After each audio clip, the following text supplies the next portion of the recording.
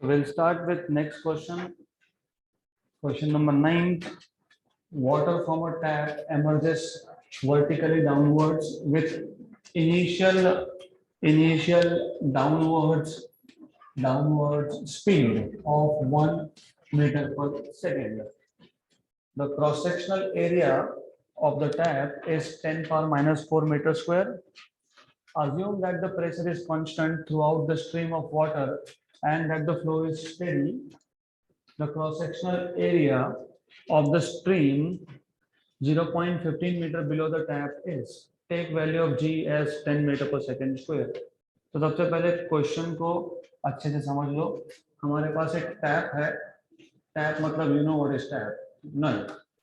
Water is coming out from here and आपने देखा होगा बहुत बार होता क्या है, when you open the tap water is coming out और जैसे से नीचे आता है तो या तो क्रॉस सेक्शनल एरिया कम हो जाता है या तो क्रॉस सेक्शनल एरिया बढ़ जाता है. Depends on which type of flow is this, right. अगर टर्बुलेंट फ्लो होगा तो बढ़ेगा, स्टेडी होगा तो कम होगा, वट एवर इट इज. तो द आइडिया हियर इज, ये जो ऊपर का पॉइंट है जहां से आपने टैप ओपन किया and water is coming out, इसको पॉइंट नंबर 1 बोल देता हूँ, इसको पॉइंट नंबर 2 बोल देते हैं. Let us call this as x1. Let us call this as x2. तो x1 minus x2 आ जाएगा आपके पास h. तो remember x1 minus x2 is equal to h. अब point number 1 पे what they are telling you is, यहाँ पे आपको बताया what is v1, what is a1, क्योंकि आपको area of cross section भी दिया है, आपको speed भी बताया है यहाँ पे. तो if you read the question properly, you already know what is speed, you already know what is area of cross section. Then point number 2 पे V2 and A2 आपको A2 फाइंड करना है. तो रिमेंबर ऑलवेज, जब आपके पास information हो किसका, speed और एरिया का, तो कौन सा कॉन्सेप्ट अप्लाई होता है, इक्वेशन ऑफ कंटिन्यूटी. तो कौन सा कॉन्सेप्ट अप्लाई करेंगे यहाँ पे, equation of continuity. Equation of continuity. What is the equation of continuity? A1 V1 मतलब product of A into V is constant, तो A1 V1 equal to A2 V2. अगर हमको A2 फाइंड करना है, so if you want to find out what is A2, तो A2 will be equal to V1 upon V2 into A1. So to find out V2, A1 पता है, V1 पता है, V2 पता नहीं. अब to find V2 there are two methods. So to find V2 you have two methods. Method number 1, आप apply कर सकते हो बर्नौलीज प्रिंसिपल. मैंने आपको बताया था बर्नौलीज इक्वेशन क्या होता है. Do you remember Bernoulli's equation? Sum of मतलब addition of pressure term plus kinetic energy per unit volume plus potential energy per unit volume is equal to constant. तो हम इसको ऐसा भी लिख सकते हैं, अगर आपको याद होगा, क्योंकि हमारे पास दो अलग अलग पॉइंट्स है, पॉइंट नंबर 1 एक पॉइंट नंबर 2. तो you can write down P1 plus half rho V1 square plus rho G x1 x2. तो यह आ जाएगा x1 और यहाँ पे लिखेंगे x2, ये लिखेंगे 2 और ये भी लिखेंगे 2, राइट. तो this is what you get. तो you have P1 plus half rho V1 square plus rho G x1 equal to P2 plus half rho V2 square plus rho G x2. हमको find करना था what are we supposed to find, V2. तो हमको V2 find करना है. तो इस equation का यूज करेंगे to find out V2. And by the way, अगर क्वेश्चन अच्छे से पढ़ोगे तो उन्होंने बोला है pressure is constant throughout. Constant throughout pressure मतलब P1 and P2 are same. तो हो गया कैंसल. हमें फाइंड करना था V2. तो V2 को राइट हैंड साइड पे रखेंगे, बाकी सबको शिफ्ट कर देंगे. तो what you will get is half rho V1 square plus rho G x1 minus rho G x2 equal to half rho V2 square. अब इस इक्वेशन में से रो को कॉमन निकाल लो. रो मतलब density is to be taken out common.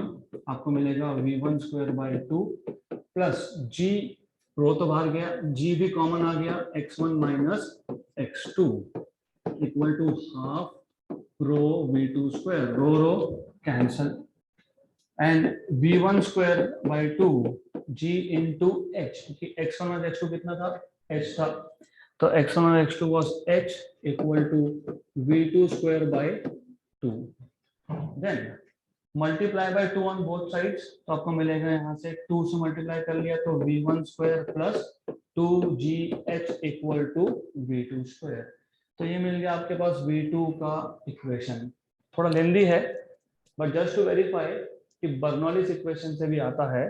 तो method number 2 is straightforward. If you remember, v square equal to u square plus 2as, v2 square equal to v1 square plus 2gh, तो directly मिल जाएगा आपको ये। तो आपको you Bernoulli's equation apply करना है या फिर आपको काइनेमेटिक्स का इक्वेशन से करना है, this is simple of course. तो अभी v2 square is equal to v1 square, what is v1, 1 बोला है ना, बोला है 1 प्लस 2g, g की वैल्यू कितनी है 10, h की वैल्यू कितनी है 0.15, तो इट इज 0.15 into 10 कितना 1.5 into 2 3 plus 1 4, तो v2 स्क्वायर कितना आ गया 4, तो v2 कितना आ गया 2, तो v2 मिल गया, v1 तो दिया ही था, तो a2 क्या था, a2 था v1 upon v2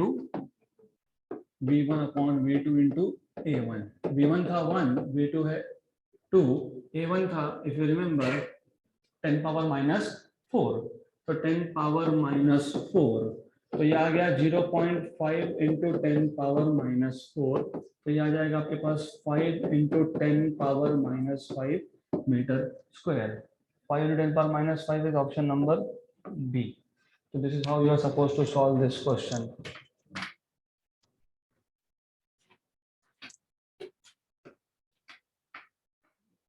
So always remember, Bernoulli's equation जब apply करते हो V find करने के लिए, you can actually straight away use equations of kinematics.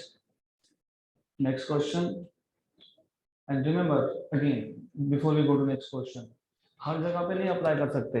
ये क्यों अप्लाई किया, क्योंकि motion was downward due to gravity. Horizontal motion के लिए नहीं कर सकते, हॉरिजॉन्टल मोशन के लिए you will have to apply Bernoulli's equation only.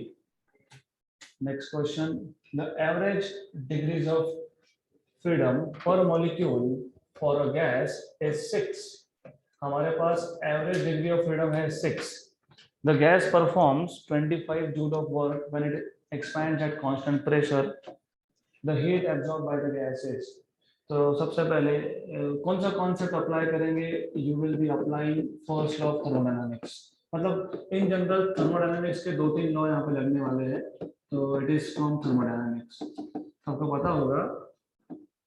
First law of thermodynamics is amount of heat supplied to the system partially increases internal energy and partially it performs work. Good. अगर हम dq से divide कर देते हैं तो dq by dq is 1, so it is du by dq, क्योंकि we have divided it by dq and this is dw by dq।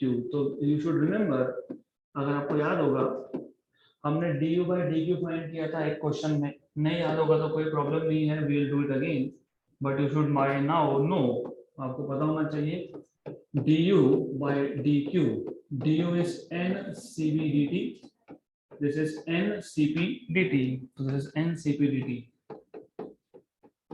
तो cancel cancel cancel cancel, तो 1 अपॉन cp by cv, तो du by dq is 1 upon gamma, equation number 2. Put gamma in equation number 1, मतलब equation number 2 और equation 1 से, तो from equation number 1 and 2 what you have is 1 equal to, what is du by dq, 1 upon gamma plus क्या है dw by dq, therefore work done upon heat supplied is 1 minus 1 by gamma। Gamma अगर मिल गया तो question solve. Gamma क्या होता है, ratio of specific heat. Mono atomic gas के लिए 5/3, डायटोमिक रिजिड के लिए 7/5, नॉन रिजिड के लिए 9/7, पर हमको गैस का टाइप पता नहीं, बट इफ यू रिमेंबर, नहीं पता तो कोई प्रॉब्लम नहीं है, you can just find out. मैंने आपको एक मेथड बताया था, मैंने आपको बताया था कि अगर मोनो एटॉमिक गैस होगा तो ये आता है 5/3। हमने इसको लिखा था 3 + 2/3, मतलब 3/3 इज 1, 1 + 2/3। लेकिन 3 क्या है? डिग्री ऑफ फ्रीडम किसके? मोनो एटॉमिक के। तो फॉर्मूला क्या था? 1 + 2/f, राइट? ये एक मेथड था, एंड आई टोल्ड यू कि ये same formula you can make up from some other method also, तो वो भी बता देता हूँ। तो वो जो फॉर्मूला था, what is gamma? It is Cp/Cv. But what is Cp? Cv plus R. So this is nothing but Cv/Cv is 1, 1/1 plus R by Cv. But अगर आपको याद होगा, Cv होता है Fr/2, where F is number of degrees of freedom. So Cv is Fr/2 by 2, cancel, तो कितना आया? 1 + 2/f. तो ऐसा भी आप गामा का फॉर्मूला फाइंड कर सकते हो। तो overall you must remember what is the formula of gamma in terms of degrees of freedom. तो कितना है in terms of degree of freedom? 1 + 2/f. हमको f कितना दिया है? 6। तो 1 + 2/6 मतलब 1 and 3, 1 + 1/3 कितना? 4/3। तो gamma value is 4/3।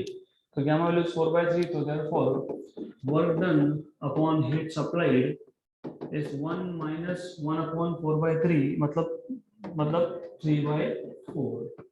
तो 1 - 3/4 is 1/4। तो dw/dq is 1/4। तो dq कितना? 4 times of dw, मतलब 4 into 25, मतलब कितना? 100 joule is the amount of heat supplied. Option number P. Wait a minute, that is correct, कोई प्रॉब्लम नहीं है। 100 जूल हीट सप्लाई में से 25 ने क्या किया? Work done. तो 75 क्या कर रहा है?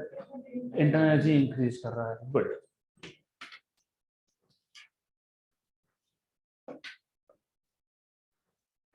So always remember what is first law of thermodynamics.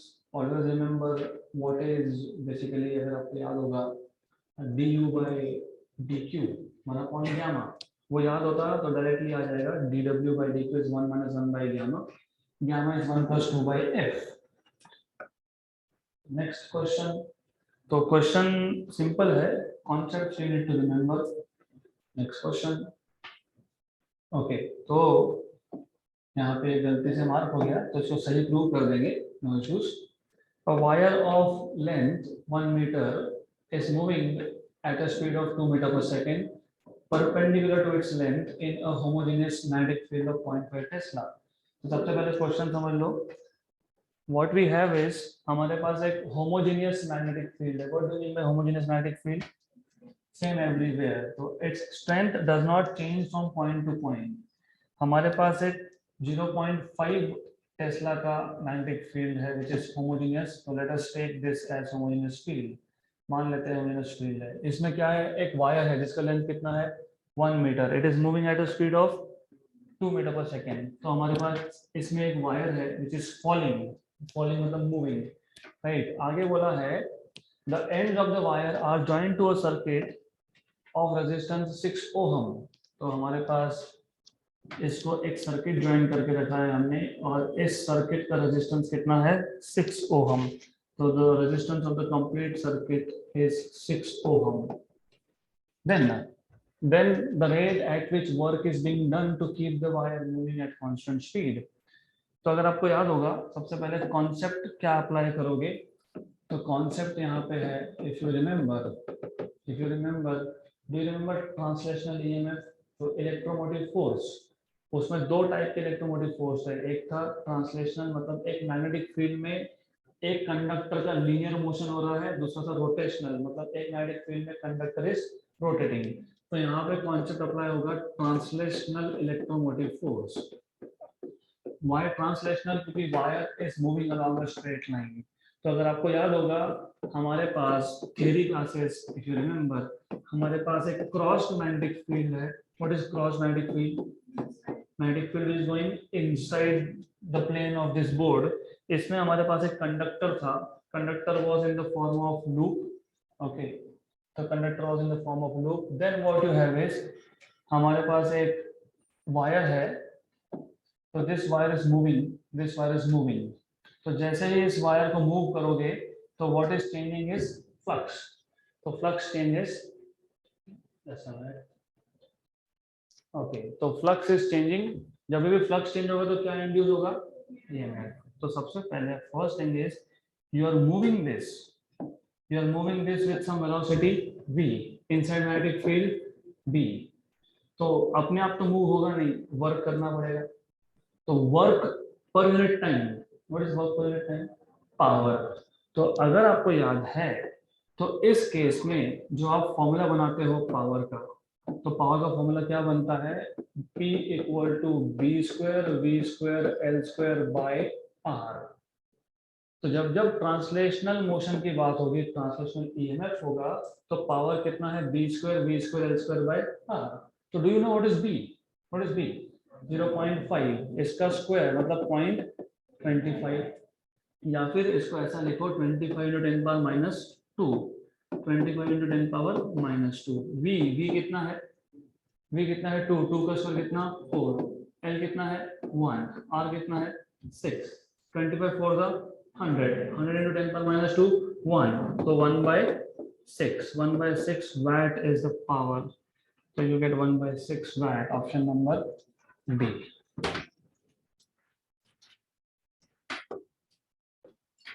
Let us start with next question. Again, you have a transistor is used as an amplifier in common base mode with a load resistance of 5 kilo ohm.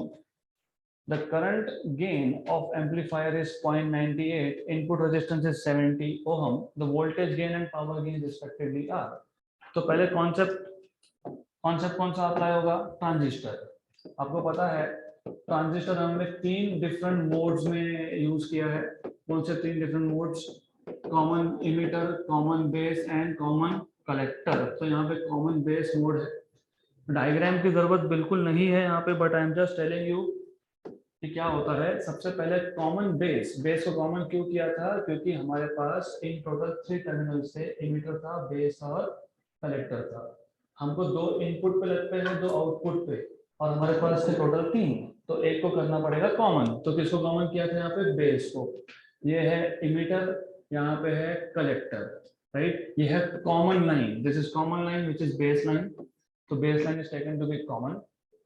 Then you should know, emitter को दिखाने के लिए हम arrow head से दिखाते हैं. ये बन गया कलेक्टर, ये है बेस. देन अगर याद नहीं होगा तो कोई प्रॉब्लम नहीं है, it's not very difficult to remember. ये इनपुट कहां से दिया था, यहाँ पे इमीटर बेस. तो you gave input from emitter base. तो base emitter voltage is input voltage, emitter current is input current. Then emitter resistance is input resistance. Output कहां से निकालते हो, आउटपुट निकालते हो आप कलेक्टर से. तो बेस कलेक्टर से आप आउटपुट निकालते हो. तो यहाँ पे आपके पास ये आ जाएगा VBC. तो output current is collector current. Forget about arrow heads, arrow का चिंता मत करो, सिर्फ ध्यान रखो. And current, sorry, resistance at the collector is output. और आउटपुट रेजिस्टेंस को क्या बोलते हैं, लोड. तो remember, in common base mode what is input voltage VBE, what is output voltage VBC, क्योंकि बेस कॉमन है. Input current is emitter, output current is collector. Input resistance is emitter, output resistance is collector. तो diagram की जरूरत नहीं है, it is just to tell you. Then क्या find करना है आपको, आपको फाइंड करना है voltage gain and power gain. If you know what is Ohm's law, sufficient है. What is Ohm's law, V equal to IR. तो V इक्वल टू IR मतलब voltage gain equal to current gain into resistance gain. वैसे resistance gain इसका correct word नहीं है, they don't write down resistance gain, पर ठीक है. अब इसको अगर याद होगा, इसको आप बोलते हो alpha. RG is output resistance upon input resistance. Alpha की वैल्यू कितनी, 0.98. आउटपुट रेजिस्टेंस कितना है, output resistance 5 kilo ohm. 5 kilo ohm मतलब 5000 ओम. 5 into 10 power 3. इनपुट रेजिस्टेंस कितना है 70, तो 70. अब ये 10 पावर 3 इसको मैं लिख सकता हूँ, I can write it like, एक काम करते हैं, इसको लिखते हैं 10 into 100, just for the sake of calculation. तो 100 into 9.98 कितना, 19 into 5 कितना, 490. What is 490 by 7? 70. So what is voltage gain? 70. Option number A. ठीक है, बट वेट अ मिनट, हमको पावर गेन भी पूछा है. आंसर तो यही आएगा, लेकिन पावर गेन भी फाइंड कर लेंगे. What is power gain? What is power V into I? तो power gain is voltage gain into current gain. Voltage gain कितना फाइंड किया 70, करंट गेन कितना था 0.98. तो रफली 1, approximately 1 into 70, roughly 70, 68.6. So this is 68.6. आ गया आंसर, डन.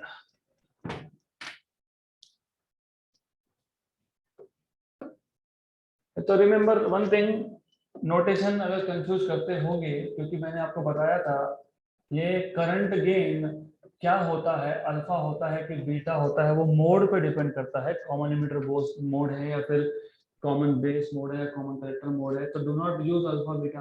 डायरेक्टली बोला current gain, पता है, बोला है करंट गेन है, तो करंट गेन डायरेक्टली 0.98 लिखना है वहां पे, done. And power gain is simple. Power gain is voltage gain into current gain, 70 into 0.98, which is 9.8 into 7, which is 68.6. Good. Done. Next question. A coil has an area of 0.05 meters square and it has 800 turns. It is placed perpendicularly in a magnetic field of strength 4 into 10 power minus 5 Weber per meter square. It is rotated through 90 degree in 0.1 second. The average EMF induced in the coil is. तो पहले question समझ लो, हमारे पास एक coil है जिसका area दिया है, जिसके नंबर ऑफ टर्न्स दिए हैं, इसको प्लेस किया है कहाँ पे, एक एक्सटर्नल फील्ड में, कैसे, परपेंडिकुलरली. तो पहले डायग्रामेटिकली समझ लेते हैं. हमारे पास एक एक्सटर्नल यूनिफॉर्म मैग्नेटिक फील्ड है. तो you have an external uniform magnetic field something like this. तो यू हैव दिस फील्ड, इसमें हमारे पास एक कॉइल है, and how is coil placed? It is placed perpendicularly. तो द आइडिया हियर इज, दो केसेस दिखा देता हूं मैं, एक इनिशियल केस, एक फाइनल केस. तो इनिशियल केस में दिस इज मैग्नेटिक फील्ड और उसमें कॉइल कैसा रखा है, कॉइल इज परपेंडिकुलर, मतलब like this. Then you should know, you should remember, coil का एरिया अगर निकालना हो तो एरिया का डायरेक्शन पता होना चाहिए. कॉइल के एरिया का डायरेक्शन कैसे निकालते हो? By drawing perpendicular to the coil. Coil को ही परपेंडिकुलर ड्रॉ करते हो और बोलते हो ये एरिया का डायरेक्शन है, राइट. तो पहले केस में what do you see, what is the angle between magnetic field and area? 0, क्योंकि both are in the same direction. तो थीटा इनिशियल कितना आ गया? 0. अब दूसरे केस में क्या किया? दूसरे केस में what you are doing is this, you are rotating it by how much? 90 degree. तो दूसरे केस में आपने इसको कर दिया रोटेट. तो you are rotating this coil by 90 degree. तो this is how it will look like. ये ऐसा आएगा. तो what is the angle between magnetic field and area? 90. What is theta final? 90 degrees. Good. Then हमें क्या find करना है? हमें पूछा है व्हाट इज ईएमएफ इंड्यूस्ड. तो कॉन्सेप्ट कौन सा अप्लाई होगा ईएमएफ इंड्यूस के लिए? Lenz law. तो अगर आपको याद होगा, you use Lenz law to find out EMF induce. तो EMF induce is minus d∅dt. But wait a minute, ये होता है सिंगल टर्न के लिए. कॉइल में कितने टर्न्स है? 800, मतलब मल्टीप्लाई बाय n. तो अगर आपको याद है, what is flux? b bar dot a bar, b bar dot a बार, ये होता है flux. Then what is b bar dot a bar? b a cos of theta. Magnetic field change हो रहा है क्या? नहीं. एरिया का वैल्यू चेंज हो रहा है? नहीं. मतलब कांस्टेंट कहाँ जाते हैं? डेरिवेटिव के बाहर. तो minus n b a d cos theta by dt. Theta change हो रहा है, यस थीटा इज चेंजिंग, मतलब cos theta is also changing. तो इसको कैसे लिखते हो, cos of theta final minus cos of theta initial upon dt. What is n? 800. What is b? b की वैल्यू कितनी है, 4 into 10 power minus 5. What is area of the coil? Area of the coil is 0.05. 0.05. 0.05. What is cos of 90? 0. So cos of theta final is cos of 90, which is 0. Similarly, cos of theta initial मतलब cos of 0 मतलब कितना 1. तो यहाँ क्या आएगा, यहाँ आएगा आपके पास 0 minus 1 अपॉन dt कितना है 0.1, क्योंकि ये रोटेशन कितने टाइम में हुआ 0.1 सेकेंड में हुआ, तो दिस इज वाई। अब you have to solve this orally. ये -1 है, ये प्लस, माइनस और माइनस कितना plus, outside you have negative sign, 0 - 1 is -1 तो प्लस हो गया। लुक 800 के 2 0 मतलब 100 और 0.05 का 10 पावर -2 न्यूट्रलाइज, मतलब 8 into 5 40 remember this right. 40 into 4 160, बाकी जो सारा 10 का पावर का एडजस्टमेंट है, मतलब 1 और 6 दिखना चाहिए, 1 और 6 दिखना चाहिए, 1 और 6 option number D. Okay, even फिर भी वेरीफाई करना है तो कर लो। क्या आया था हमारा, ये 2 0 800 के इसके साथ कैंसिल हो गए, 8 5 40 आ गया, 40 into 4 160 into 10 पावर -5 और नीचे -1 तो टोटल -4। हाँ तो हो गया 0.016 वोल्ट, 0.016 वोल्ट।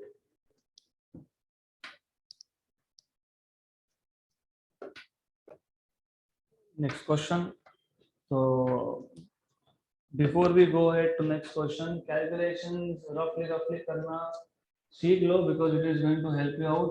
अब यहाँ पे पता था कि 1 और 6 पहले दो नंबर होंगे, तो एग्जैक्ट करने की जरूरत नहीं है, तो just see it is 1 and 6 and done.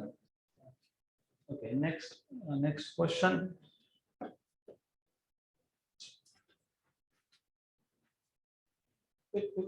quick. Next question. The ripple factor in a half wave rectifier is, तो सबसे पहले रेक्टिफिकेशन का मतलब क्या, तो do you remember what are rectifier circuits? हाँ, rectification, what do you know about rectification? Conversion of AC into DC. तो अगर आपको याद होगा हमने थ्योरी में देखा था, सबसे पहले हम यूज करते हैं ट्रांसफार्मर।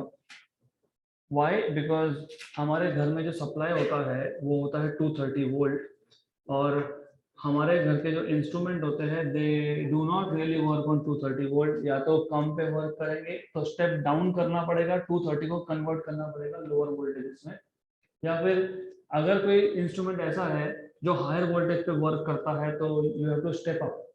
तो डिपेंडिंग ऑन स्टेप डाउन अगर है तो प्राइमरी में वाइंडिंग्स ज्यादा है, सेकेंडरी में वाइंडिंग्स कम है, स्टेप अप है तो उल्टा होगा।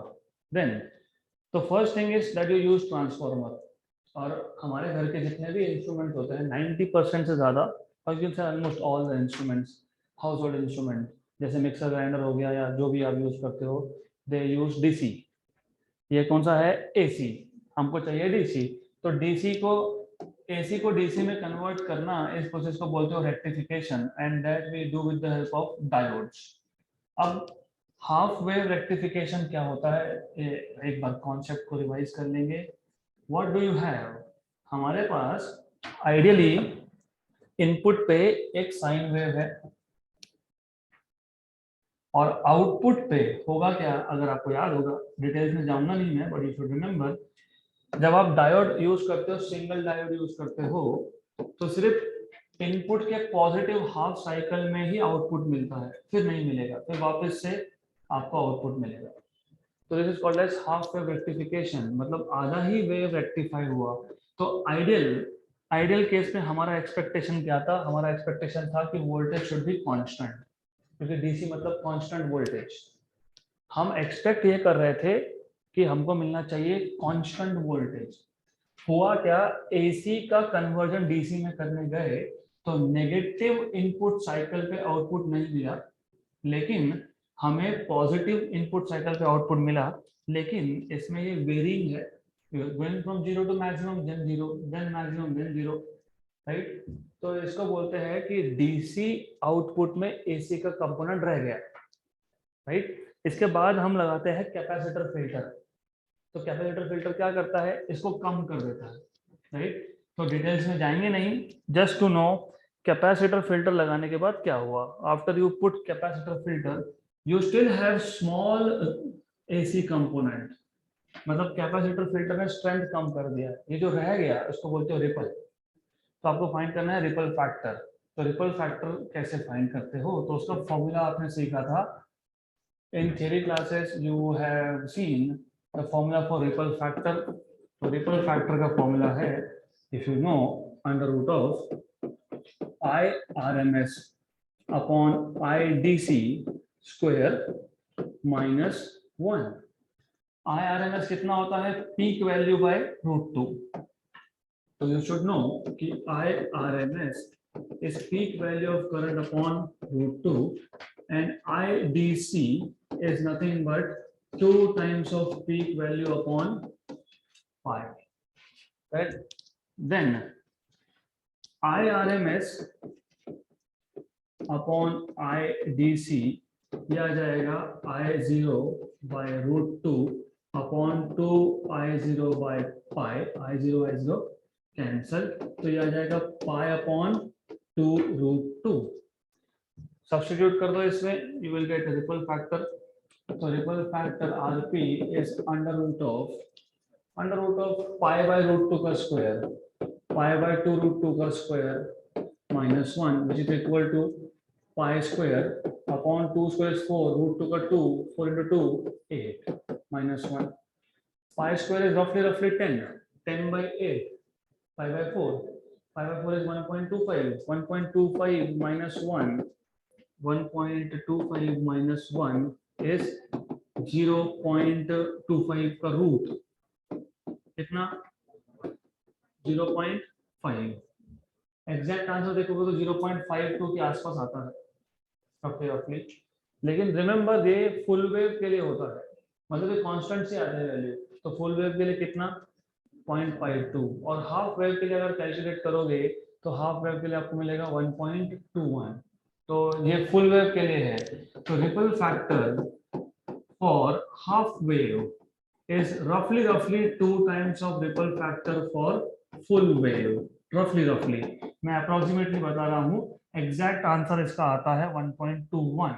तो ये याद रखना, ये रफ कैलकुलेशंस है, and remember this is always constant. तो आपको कैलकुलेशन करने की जरूरत नहीं थी, सिर्फ पता होना चाहिए था, एंड डन।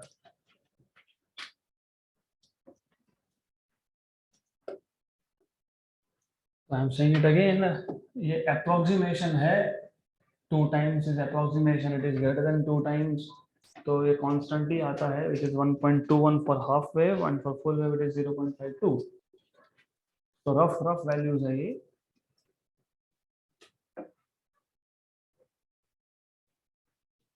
तो important thing was just to know कि रिपल फैक्टर का फॉर्मूला क्या, IRMS अपॉन IDC का square. IRMS I0 by √2, IO by √2 मतलब peak value of current by √2, and IDC is 2 peak value of current to IO upon pi. Next question. The mean free path of nitrogen molecules at pressure of 1 atmosphere and temperature 0 degree Celsius is 0.8 into 10 power minus 7 meter. If the number of density of molecules is not number of density, is number density. Number density मतलब unit volume में कितने molecules. If the number density of molecules is 2.7 into 10 power 25 per meter cube, molecular diameter is. तो सबसे पहले concept कौन सा है, concept है ये random motion of gas molecules. अगर आपको याद होगा काइनेटिक थ्योरी ऑफ गैसेस में, जो काइनेटिक थ्योरी ऑफ गैसेस के अजम्पशंस होते हैं, तो उसमें पहला ही अजम्पशन था कि जो गैस के मॉलिक्यूल्स हैं हमारे पास, they are in a state of random motion. So you have molecules of gas, there are many molecules of gas, and all these molecules of gas are in a state of random motion. तो random motion जब होता है तो you know there are collisions. तो ये हो गया पहला collision, इसके बाद ये हो गया सेकंड collision, फिर मान लो ये third collision, this is fourth collision, this is fifth collision, this is sixth collision, right? So the distance traveled by molecule between two successive collision is called as free path. तो ये free path मतलब free है, उसमें कोई collision नहीं हो रहा है, that is what it means. तो दो कोलिजन के बीच में मॉलिक्यूल जितना भी डिस्टेंस ट्रेवल करेगा, मतलब होगा क्या, मॉलिक्यूल यहाँ पे आएगा, पहला कोलिजन, फिर दूसरा कोलिजन, तो ये डिस्टेंस को क्या बोलोगे, फ्री पाथ. फिर वापस से कोलिजन के बीच में डिस्टेंस फ्री पाथ. तो λ1, λ2, λ3, λ4, λ5 एक्सेट्रा एक्सेट्रा. तो ये हो गया सारे के सारे फ्री पाथ. इन सब का एवरेज को बोलते हो मीन फ्री पाथ. अब ऐसा है कि आपको पता होना चाहिए मीन फ्री पाथ का फॉर्मूला क्या होता है. इसको मैं बोलता हूँ lambda bar. Remember bar is not vector here, it is mean value. इसका फॉर्मूला होता है 1/√2 small n d square, where d is diameter of molecule. Small n याद रखना, कई बार ऐसा देंगे capital N upon V, because small n is number per unit volume. मतलब small n होता है capital N upon V, तो ऐसा भी लिखते हैं इसको, तो V को ऊपर भी लिखते हैं. तो याद रखना small n and capital N both are different. हमें फाइंड क्या करना था, D diameter, तो 1/√2 n mean free path. अब कैलकुलेशंस पे ध्यान होना चाहिए, क्योंकि हम डिफिकल्ट कैलकुलेशन को सिंपल करने वाले हैं. √2π, व्हाट वाज n, क्या था n क्या था, 2.7 into 10 power 25. तो 2.7 into 10 power 25. What was mean free path, 0.8 into 10 power 7 minus 7, मतलब 8 into 10 power minus 8, right? Good. तो अब look how to make things simple. 2.7 into 8, 2.5 into 8 कितना, 20. तो 2.7 into 8 रफली कितना आ गया, 20. This is approximately 20. मैं अप्रोक्सीमेटली बात करूंगा यहाँ पे, अप्रोक्सीमेटली 20. What is √2, 1.4. इसको रफली 1.5 मान लो, क्योंकि ये आपके पास आ गया 20, ये आपके पास आ गया 1.5, तो कितना आ गया, 30. Correct. What is pi value, 3.14. इसको रफली मान लो 3, तो 3 into 30, 90. तो रिमेंबर डिनोमिनेटर में आएगा 1/90. तो what you will get is d square is equal to 1/90. 10 power 25 minus 8 कितना 17.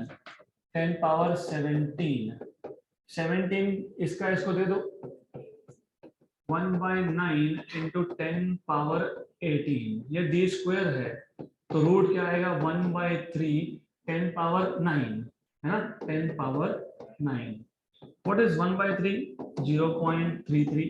10 power minus 9. 10 power minus 9. अब अगर आंसर देखोगे तो आंसर में आपके पास दिया है 3.2 नैनोमीटर, ये है 0.33 नैनोमीटर. फिर दिया है 3.2 एंगस्ट्रॉम, मतलब मैं इसको लिख सकता हूँ 3.3 into 10 power minus 10. करेक्ट. तो this is equal to 3.3 angstrom, मतलब ऑप्शन नंबर बी.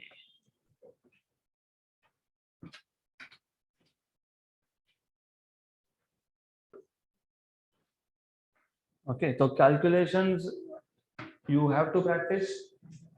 टाइम बचता है अगर if you know how to do approximate calculations.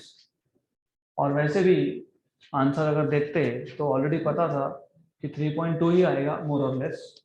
सिर्फ चेक करना था नैनोमीटर है, एंगस्ट्रॉम है, माइक्रोमीटर है, मिलीमीटर है. Next question. Okay, so this question is really difficult, but it is really easy. Really difficult if you want to draw truth table, क्योंकि सारे books में ट्रुथ टेबल करके दिया है. क्या बोला है? टू गेट एन आउटपुट 1, मतलब यहाँ क्या चाहिए? 1. From the circuit shown in figure the input must be, which gate is this? AND gate. AND gate का आउटपुट हाई कब होता है? जब दोनों इनपुट हाई हो. मतलब यहाँ पे और यहाँ पे 1 चाहिए. मतलब ऊपर का तो छोड़ दो, सी तो 1 चाहिए, तो C1 एक ही जगह पे है, खत्म. राइट? तो ट्रुथ टेबल बना के रखा है. You don't need to do that, it's just very simple logic. हाँ, अगर यहाँ पे और गेट होता तो फिर चेक करना पड़ेगा, लेकिन in this case you should know to get output 1 both the inputs to AND gate should be high, और एक ही ऑप्शन है जिसमें C की वैल्यू 1 दी है, तो done. No need to write anything. Okay, next question.